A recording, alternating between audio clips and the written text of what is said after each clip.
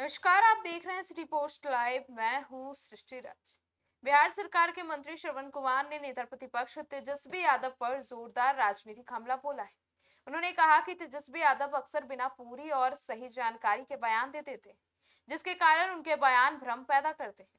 मंत्री ने कहा कि किसी भी मुद्दे पर टिप्पणी करने से पहले जानकारी लेना जरूरी होता है, लेकिन विपक्ष ऐसा नहीं करता।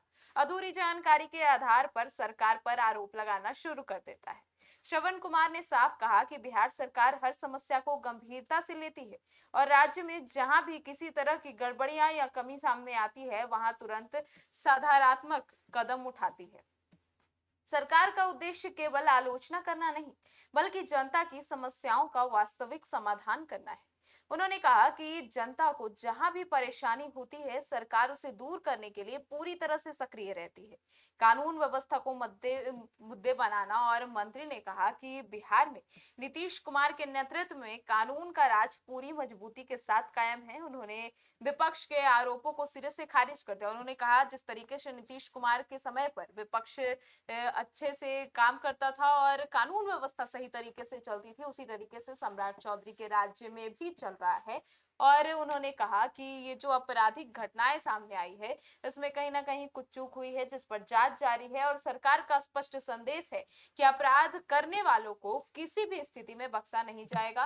कानून व्यवस्था बनाए रखना सरकार की सर्वोच्च प्राथमिकता है। उन्होंने आगे कहा कि कुछ लोग राजनीतिक लाभ के लिए बिहार की छवि को खराब करने की कोशिश करते हैं, लेकिन जमीनी हकीकत यह है कि राज्य में पुलिस और प्रशासन पूरी तरह से सक्रिय है। हर जो भी घटना होती है उस पर तुरंत कार्रवाई की जाती है और जांच प्रक्रिया को तेज रखा जाता है, ताकि न्याय समय पर मिल सके।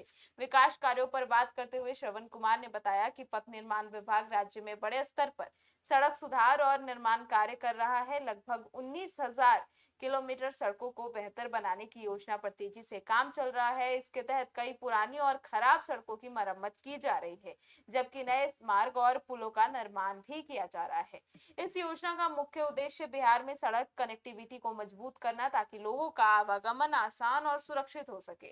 बेहतर सड़क नेटवर्क बनाने से ग्रामीण और शहरी क्षेत्रों में बीच जो दूरी है वो कम होगी, जिससे व्यापार, शिक्षा और स्वास्थ्य सेवाओं पर तुरंत और बेहतर सुधार होगी।